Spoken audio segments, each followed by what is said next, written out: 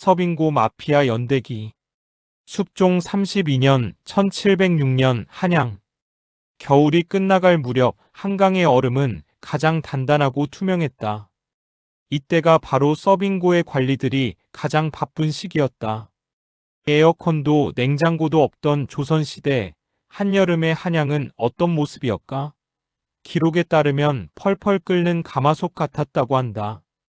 하지만 이 지옥 같은 무더위 속에서도 입안에는 얼음을 물고 시원한 냉수마차를 즐기던 이들이 있었다고 한다. 반면 서민들은 더위에 지쳐 길바닥에서 죽어나갔다. 당시 얼음은 단순한 기호품이 아니었으며 목숨을 구하는 약이었고 권력의 상징이었으며 무엇보다 황금보다 비싼 돈줄이었다. 왕실과 양반가에 공급할 얼음을 채취하고 저장하는 일은 단순한 노동이 아니었다. 그것은 권력이었고 돈이었으며 목숨을 건 사업이었다. 서빙고의 수장 빙고별제 한석주는 그 권력의 정점에 서 있었다. 올해도 풍년이로구나. 한석주가 한강변을 내려다보며 만족스럽게 중얼거렸다. 수백 명의 인부들이 톡과 도끼로 얼음을 깨고 있었다. 햇빛에 반짝이는 얼음 조각들은 마치 은괴처럼 보였다. 실제로 그것은 은괴나 다름없었다. 한석주의 옆에 서 있던 부하 김철수가 조심스럽게 입을 열었다.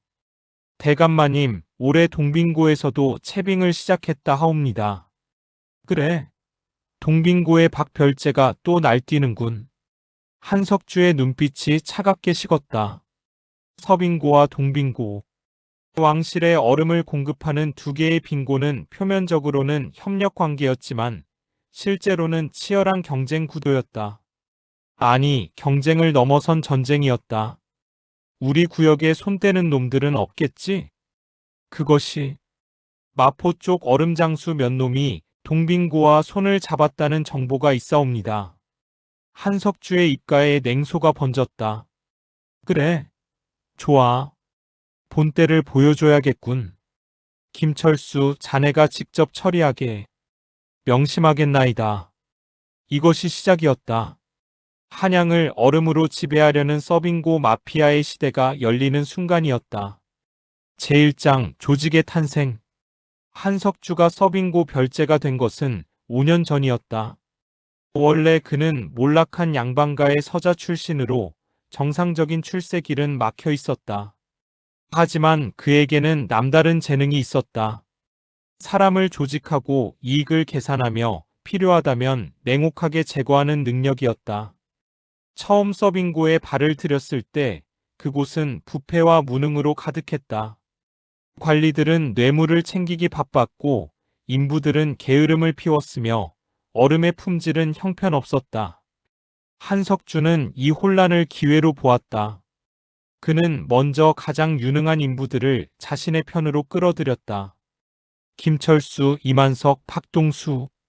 이들은 한석주의 삼두마차가 되었다. 김철수는 힘이 세고 충성스러웠다. 그는 한석주의 명령이라면 사람을 죽이는 일도 서슴지 않았다. 이만석은 머리가 비상했다. 장부를 조작하고 뇌물 루트를 만드는 일은 그의 전문이었다. 박동수는 정보통이었다. 한양의 크고 작은 소문은 모두 그의 귀로 들어왔다. 한석주는 이들을 앞세워 서빙고를 장악했다. 먼저 게으른 인부들을 몰아내고 자신의 사람들로 채웠다. 그리고는 얼음 채취량을 2배로 늘렸다. 하지만 장부상으로는 예전과 같았다. 차액은 모두 한석주의 주머니로 들어갔다. 이만석, 올해 남은 얼음이 얼마나 되나? 대략 3,000동가량 되옵니다. 좋아. 그중 1,000동은 왕실에 바치고 나머지는 시장에 내다 팔게. 하오나 대감마님, 그것은 왕실의 것이 아니옵니까? 왕실에 바칠 것은 이미 바쳤네. 관리 도중 녹았다고 하면 누가 알 사람 있나? 남은 것은 우리가 여유분을 만든 것이니 우리 것 아닌가? 이만석은 더 이상 말하지 않았다. 그도 이미 한석주의 방식에 익숙해져 있었다. 여름이 다가오자 한양의 얼음값은 치솟았다. 부자들은 시원한 음료를 마시기 위해, 병자들은 열을 식히기 위해, 상인들은 고기와 생선을 보관하기 위해 얼음을 찾았다. 한석주는 이 수요를 완벽하게 통제했다. 그는 한양의 얼음 유통을 독점하기 시작했다. 서빙고에서 나온 얼음은 반드시 그가 지정한 상인을 통해서만 팔렸다. 다른 경로로 유통하려는 자들은 가차없이 응징당했다.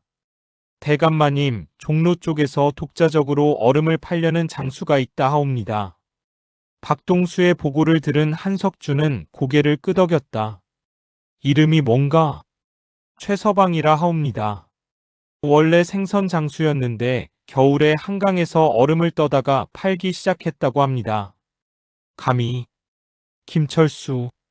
예, 대감마님. 가서 경고해 주게. 우리 허락 없이는 한양에서 얼음 한 조각도 팔 수 없다고. 그날 밤 최서방의 얼음 창고는 불에 타버렸다.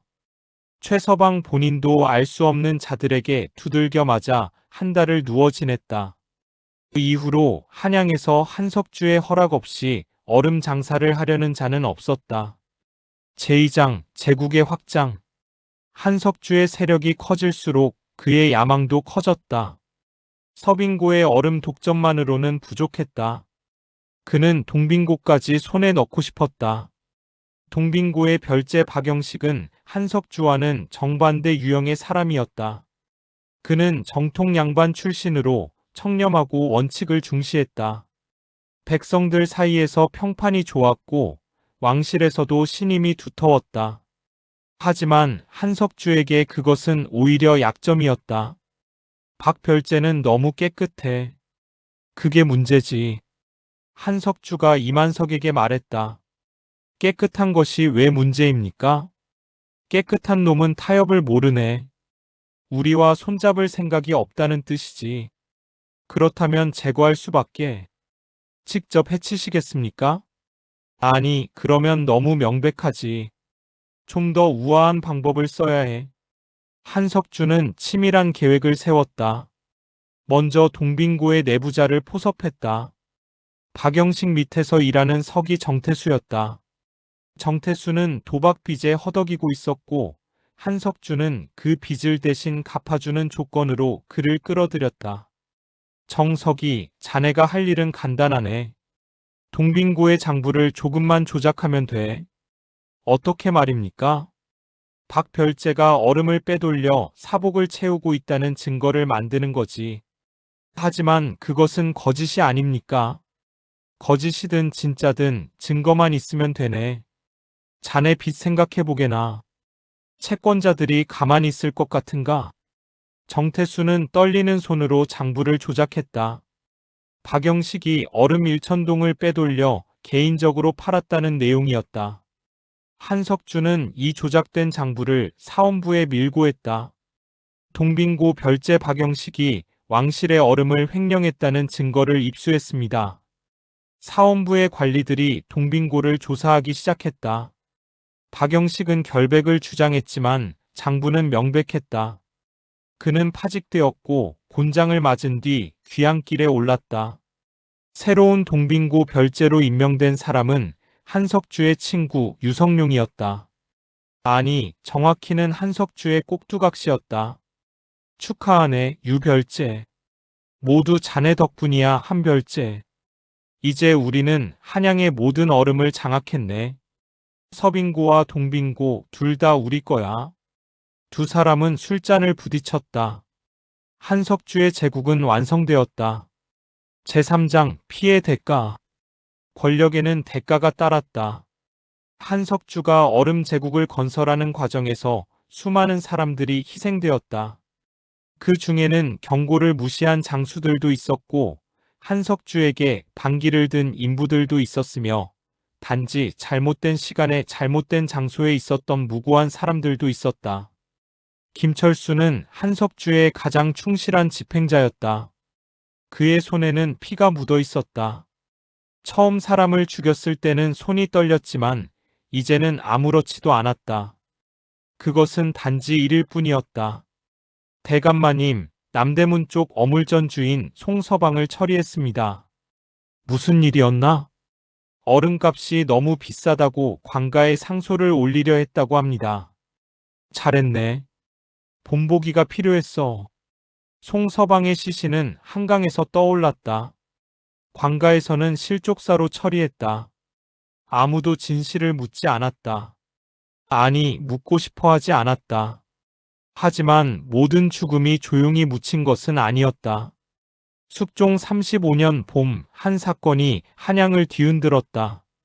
양반가의 딸 이씨 규수가 실종되었다가 사흘 후 처참한 모습으로 발견된 것이다. 이씨 규수의 아버지는 사원부 지평을 지낸 이판서였다. 그는 딸의 죽음을 파헤치기 시작했다. 조사 결과 이씨 규수가 마지막으로 목격된 곳은 서빙고 근처였다. 대감마님, 큰일 났습니다. 박동수가 급히 달려왔다. 무슨 일인가? 이판서가 서빙고를 조사하고 있습니다. 딸의 죽음과 연관이 있다고 의심하는 것 같습니다. 한석주의 얼굴이 굳었다. 이씨 규수의 죽음에는 그도 모르는 사정이 있었다. 사실 김철수가 술에 취해 저지른 짓이었다. 한강변을 지나던 이씨 규수를 보고 욕정을 참지 못했던 것이다. 김철수는 그녀를 겁탈하려 했고 그녀가 저항하자 실수로 죽이고 말았다. 당황한 김철수는 시신을 한강에 버렸다. 김철수를 불러오게. 한석주 앞에 선 김철수는 고개를 들지 못했다. 내가 술만 마시면 조심하라고 몇 번을 말했나? 죄송합니다, 대감마님. 이판서가 가만히 있지 않을 거야. 자네가 잡히면 우리 모두 끝이야. 어찌하면 좋겠습니까? 한석주는 잠시 생각에 잠겼다. 도망쳐야겠네. 한양을 떠나게. 내가 노자를 줄 테니 멀리 가서 숨어 있게. 하지만은 없네. 당장 떠나. 그날 밤 김철수는 한양을 떠났다. 하지만 이판서의 추적은 집요했다. 그는 사람을 풀어 김철수를 찾았고 결국 평안도 어느 산골에서 그를 붙잡았다. 김철수는 고문 끝에 모든 것을 자백했다. 이씨 규수를 죽인 것, 그리고 그동안 한석주의 명령으로 저지른 수많은 범죄들을. 제사장 균열. 김철수의 자백은 한석주에게 치명타였다. 사원부는 즉시 한석주를 조사하기 시작했다. 하지만 한석주는 준비가 되어 있었다. 김철수의 말은 모두 거짓입니다.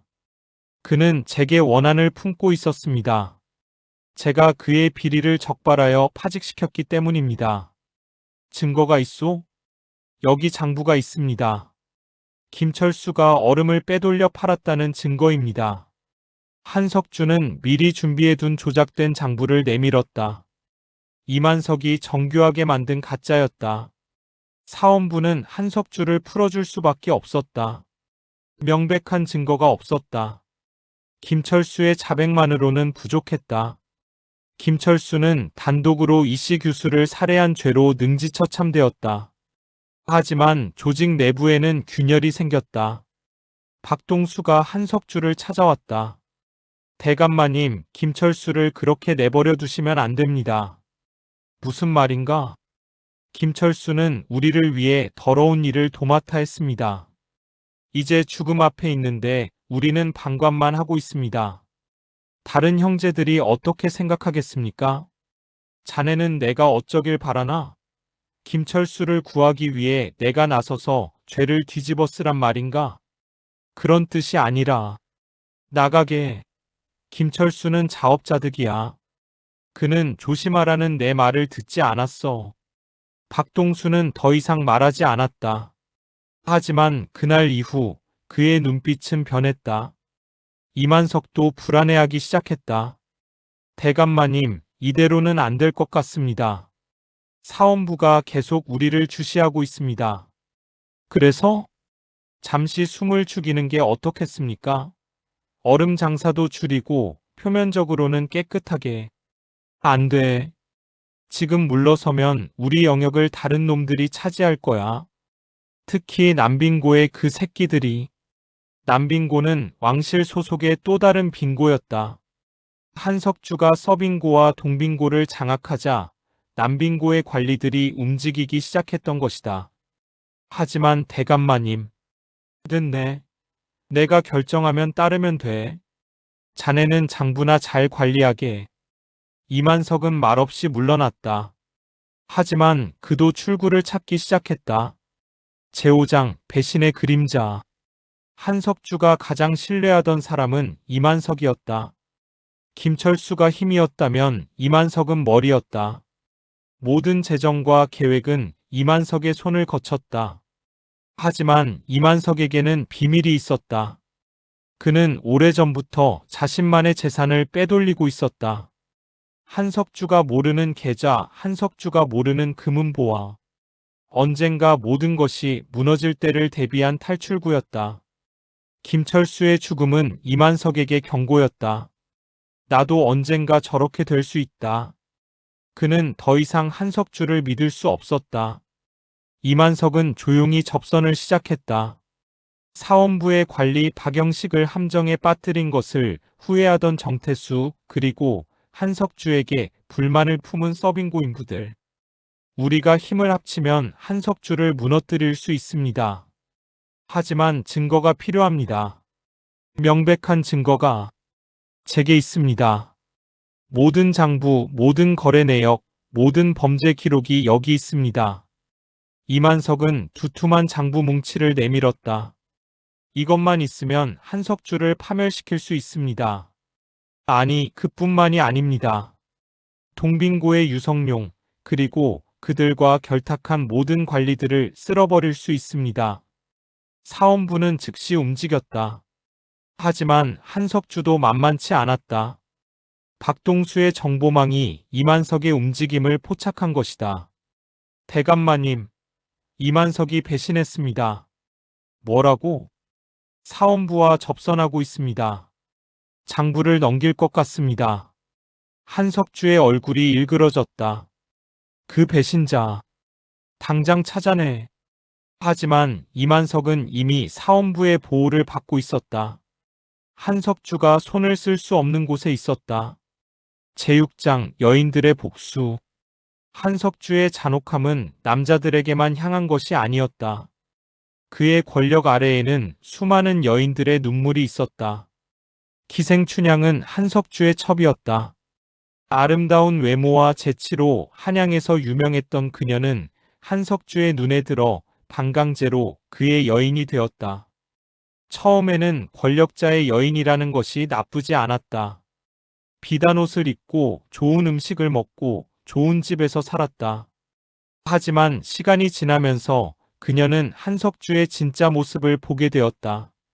대감마님, 오늘도 또 사람을 죽이셨나요? 쓸데없는 소리 하지 말게. 여자가 남자 일에 참견하는 게 아니야. 하지만 이씨 교수는 아무 죄도 없었잖아요. 그 일은 김철수가 저지른 거야. 나와는 상관없어. 대감마님이 김철수를 방치하셨잖아요. 그동안 얼마나 많은 여인들이. 한석주의 손바닥이 춘향의 뺨을 후려쳤다. 다시는 그런 소리 하지 마. 알겠나? 춘향은 울면서 방을 나갔다. 하지만 그녀의 마음속에는 복수의 씨앗이 싹트고 있었다. 춘향은 이만석을 찾아갔다. 이날이 도와주세요. 무슨 일이요, 춘향? 한석주를 무너뜨리고 싶어요. 나리도 같은 마음이시잖아요. 이만석은 춘향을 빤히 쳐다보았다. 위험한 일이요. 자칫하면 목숨을 잃을 수도. 상관없어요. 이미 제 삶은 망가졌어요. 한석주 때문에. 춘향은 한석주의 집 안에서 보고 들은 모든 것을 이만석에게 말했다. 비밀거래, 뇌물수수, 계획된 살인들. 이만석이 장부로 입증하지 못한 것들까지. 이것으로 충분합니다. 춘향 고맙소. 약속해주세요. 반드시 한석주를 무너뜨린다고. 약속하겠소. 춘향뿐만이 아니었다. 김철수에게 가족을 잃은 여인들, 한석주의 횡포에 시달린 여인들이 하나둘 목소리를 내기 시작했다. 그녀들은 비밀리에 모임을 가졌다. 이름하여 빙화회. 얼음 속의 핀 꽃이라는 뜻이었다. 차갑고 잔혹한 한석주의 세계에서 피어난 복수의 꽃. 빙화회의 리더는 이씨 교수의 언니 이화였다. 그녀는 동생의 죽음을 결코 잊지 않았다. 우리는 한석주와 그의 패거리들을 반드시 응징할 것입니다. 법이 하지 못한다면 우리가 직접 할 것입니다. 여인들은 각자의 방식으로 복수를 준비했다. 정보를 모으고 증거를 수집하고 때로는 직접 칼을 들기로 했다. 제7장 제국의 몰락. 숙종 36년 여름 한양은 전례 없는 무더위에 시달렸다. 얼음 수요는 급증했고 한석주는 가격을 2배로 올렸다. 백성들이 아우성입니다, 대감마님. 그래서? 더워서 죽으면 얼음을 사야지. 시장 원리야. 하지만 이번에는 달랐다. 백성들의 분노가 폭발했다. 시장에서 소요가 일어났고 한석주의 얼음 창고가 습격당했다. 대감마님, 창고가 불타고 있습니다. 뭐라고? 군사를 풀어. 하지만 때는 늦었다. 백성들의 분노는 걷잡을 수 없었다. 그리고 그 뒤에는 빙화회가 있었다. 이화와 춘향은 백성들을 선동했다. 한석주의 만행을 폭로하고 사람들을 거리로 이끌었다. 한석주는 백성의 피를 빨아먹는 흡혈귀입니다. 얼음은 하늘이 내린 것인데 그것을 독점하여 배를 불리고 있습니다. 왕실도 더 이상 묵과할 수 없었다. 사원부의 조사가 본격화되었고 이만석이 제공한 장부가 공개되었다. 한석주의 죄목은 끝이 없었다. 왕실 얼음 횡령, 5년간 1만 동 이상, 뇌물 수수, 관리 30여 명과 결탁, 불법 독점, 한양 얼음 시장 완전 장악, 살인 교사 10억 원 이상 확인, 무고한 관리 모함, 박영식 사건, 부정 축제, 금 10만 냥 이상, 한석주를 잡아들여라. 의금부 군사들이 서빙고로 달려갔다. 하지만 한석주는 이미 도주한 뒤였다. 박동수, 우리 어디로 가야 하나? 대감마님, 제가 안전한 곳을 알고 있습니다. 개성 쪽에 제 친척이. 하지만 박동수도 이미 마음을 돌린 상태였다. 그는 한석주를 의금부에 넘기기로 결심했다. 김철수의 죽음이 그를 변화시켰던 것이다. 여기서 하룻밤 묵으시지요. 한석주는 의심하지 않았다. 그날 밤 그가 깊이 잠들었을 때 의금부 군사들이 들이닥쳤다. 한석주 어명이시다. 제8장 심판의 날. 한석주의 재판은 한양 최대의 구경거리가 되었다. 백성들은 저자에 모여 그의 최후를 지켜보았다. 재판정에는 증인들이 줄지어 섰다. 이만석이 장부를 들고 나왔다. 이것이 한석주의 모든 범죄를 기록한 장부입니다. 5년간의 횡령, 뇌물, 살인이 모두 기록되어 있습니다. 춘향이 증언대에 섰다. 한석주는 저를 강제로 첩으로 삼았습니다. 그리고 제 앞에서 수많은 범죄를 모의했습니다. 저는 모든 것을 보고 들었습니다. 이화가 눈물을 흘리며 말했다. 제 동생은 한석주의 부하에게 죽었습니다. 한석주는 그 부하를 보호하려 했고 결국 혼자 죄를 뒤집어 쓰게 만들었습니다. 한석주야말로 진짜 살인자입니다. 박동수도 증언했다. 저는 한석주의 명령으로 수많은 사람들을 협박하고 폭행했습니다. 제 손에도 피가 묻어 있습니다. 하지만 모든 것은 한석주의 명령이었습니다. 한석주는 끝까지 부인했다.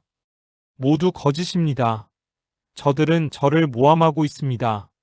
저는 충성스러운 관리였을 뿐입니다. 하지만 증거는 명백했다. 숙종은 직접 판결을 내렸다. 한석주는 왕실을 기만하고 백성을 착취하고 무고한 이들을 죽음으로 몰아넣었다. 그 죄를 용서할 수 없노라. 능지처참에 처하라. 제구장 공범들의 최후. 한석주만 심판받은 것은 아니었다. 그의 조직 전체가 무너졌다. 동빙고의 유성룡은 한석주와 공모한 죄로 귀양을 갔다. 한석주에게 뇌물을 받은 관리 30여 명이 파직되고 처벌받았다. 한석주와 거래한 상인들도 재산을 몰수당했다. 그들이 부당하게 벌어들인 돈은 모두 국고로 환수되었다. 이만석은 자수한 공로를 인정받아 죽음은 면했다. 하지만 평생 관직에 나갈 수 없게 되었고 모든 재산을 빼앗겼다. 그가 몰래 숨겨두었던 재산도 결국 발각되어 몰수되었다. 역시 하늘은 알고 있었구나. 이만석은 한탄했지만 그래도 목숨은 부지했다. 그는 한양을 떠나 시골에서 쓸쓸하게 여생을 보냈다. 박동수는 좀 더 관대한 처분을 받았다.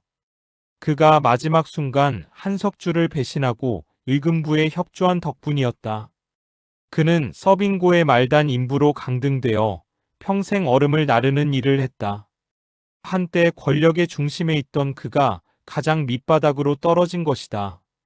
이것도 제 죗값입니다. 박동수는 묵묵히 얼음을 날랐다. 그의 등에는 과거의 죄가 무겁게 짓눌렸다. 한석주와 직접 관련이 없었지만 억울하게 누명을 쓴 박영식은 복권되었다. 숙종은 그를 다시 불러들여 동빙고 별제로 임명했다. 박별제, 그대의 억울함을 풀어주지 못해 미안하오. 성은이 망극하옵니다, 전하. 박영식은 눈물을 흘렸다. 그는 다시 한번 깨끗한 행정을 약속했다. 제10장 여인들의 승리. 한석주의 몰락 후 빙화회의 여인들은 각자의 삶으로 돌아갔다. 춘향은 기생생활을 청산하고 한적한 시골로 내려가 작은 주막을 열었다. 그녀는 다시는 한양으로 돌아오지 않았다. 이제는 평범하게 살고 싶어요. 권력도 돈도 복수도 이제는 지겹습니다. 이화는 동생의 원수를 갚았지만 마음의 평화를 찾지는 못했다. 동생아, 내 원수는 갚았다. 하지만 넌 돌아오지 않는구나. 그녀는 절에 들어가 여생을 기도로 보냈다. 동생의 명복을 그리고 한석주에게 희생된 모든 이들의 명복을 빌었다. 빙화회의 다른 여인들도 각자의 길을 갔다. 어떤 이는 결혼을 했고 어떤 이는 장사를 시작했으며 어떤 이는 한양을 떠났다. 하지만 그녀들은 잊지 않았다. 자신들이 함께 싸웠던 날들을, 그리고 약한 자들도 함께 모이면 강한 자를 이길 수 있다는 교훈을. 해마다 이씨 규수의 기일이 되면 그녀들은 조용히 모여 제를 올렸다. 그리고 다짐했다. 우리는 잊지 않겠습니다. 그리고 다시는 이런 일이 일어나지 않도록 지켜보겠습니다. 제11장 새로운 시작. 한석주의 사건 이후 조정은 빙고 제도를 대대적으로 개혁했다. 먼저 한 사람에게 권력이 집중되는 것을 막기 위해 빙고별제의 임기를 3년으로 제한했다. 그리고 서빙고, 동빙고, 남빙고의 관리들이 서로 감시하고 견제하는 시스템을 만들었다. 얼음의 유통도 투명하게 관리되었다.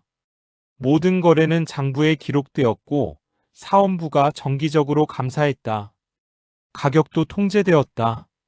무더위가 심할 때는 왕실에서 직접 얼음을 저렴하게 공급하여 백성들이 부담 없이 살 수 있게 했다. 전하, 새로운 빙고 제도가 잘 작동하고 있습니다. 다행이오. 한석주 같은 자가 다시는 나오지 않도록 해야 하오. 숙종은 만족스럽게 고개를 끄덕였다. 박영식은 개혁의 선봉에 섰다.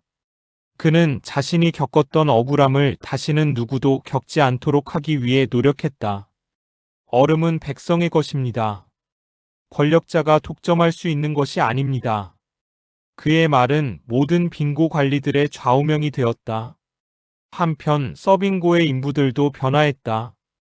과거에는 한석주의 눈치를 보며 일했지만 이제는 당당하게 자신들의 권리를 주장했다.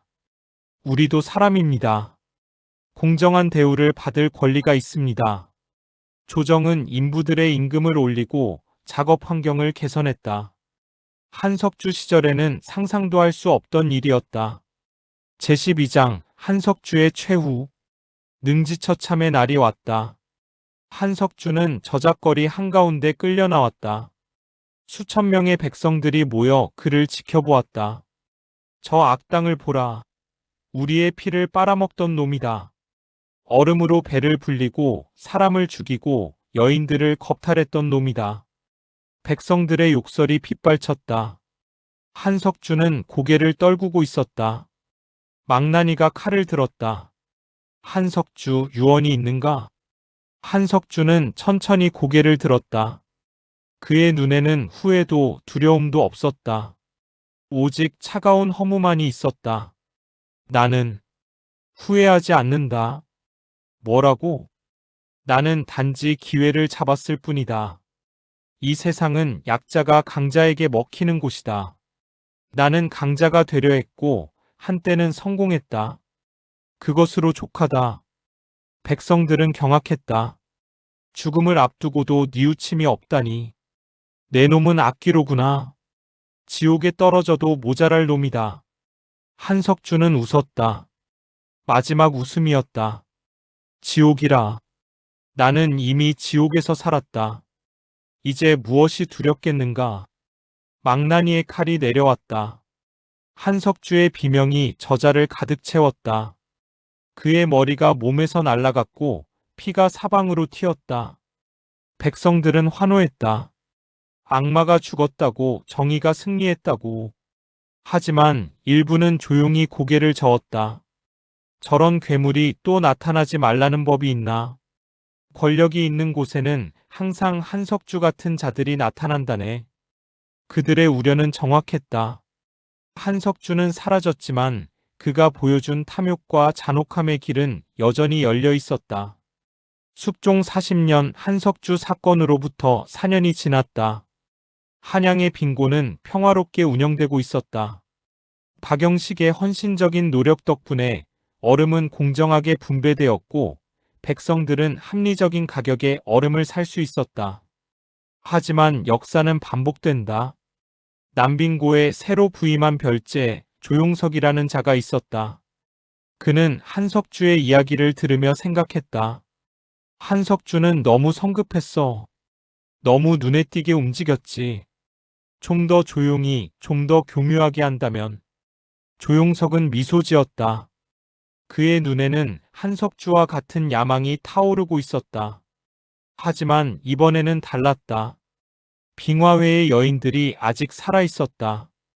이화는 비록 절에 있었지만 여전히 빈고의 동향을 주시하고 있었다. 춘향도 시골에서 소식을 들으며 경계를 늦추지 않았다. 박영식도 늙었지만 여전히 예리했다. 그는 조용석의 미세한 변화를 감지했다. 저자를 조심해야겠군. 그리고 무엇보다 백성들이 변했다. 한석주 사건을 겪으면서 그들은 침묵하지 않는 법을 배웠다. 권력자의 횡포에 맞서는 법을 배웠다. 조용석은 아직 몰랐다. 자신이 서 있는 곳이 얼음 위라는 것을. 그리고 얼음은 언젠가 녹는다는 것을. 한강에서 얼음이 녹기 시작했다. 봄이 오고 있었다. 얼음의 시대는 끝났다. 이제 새로운 시대가 열리고 있었다. 후기 역사의 교훈. 권력은 부패한다. 절대 권력은 절대 부패한다. 한석주는 작은 빈고 관리였지만 단 하나의 자원, 얼음을 독점하면서 괴물이 되었다. 그는 돈을 원했고 권력을 원했으며 성공한 듯 하였으나 결국 그 모든 것을 잃었다. 하지만 그가 진짜 잃은 것은 돈과 권력이 아니었다. 그것은 인간성이었다. 처음 서빙고에 들어왔을 때 한석주에게도 양심이 있었다. 정의감도 있었고 꿈도 있었다. 하지만 권력의 맛을 보면서 그 모든 것이 사라졌다. 김철수, 이만석, 박동수. 그들도 마찬가지였다. 처음에는 그저 먹고 살기 위해 한석주를 따랐다. 하지만 점점 범죄에 익숙해졌고 결국 괴물의 일부가 되었다. 반대로 박영식, 이화, 춘향. 그들은 고난 속에서도 인간성을 잃지 않았다. 억울함을 참지 않았고 불의에 맞섰으며 끝까지 싸웠다. 결국 승리한 것은 후자였다. 얼음은 차갑고 단단해 보이지만 결국 녹는다. 권력도 마찬가지다. 아무리 강해 보여도 아무리 영원할 것 같아도 결국 녹는다. 남는 것은 우리가 어떻게 살았는가, 무엇을 위해 싸웠는가다. 당신은 무엇을 남길 것인가? 끝작가의 말. 이 영상물은 조선시대 서빙고라는 실제 기관을 배경으로 한 완전한 픽션입니다.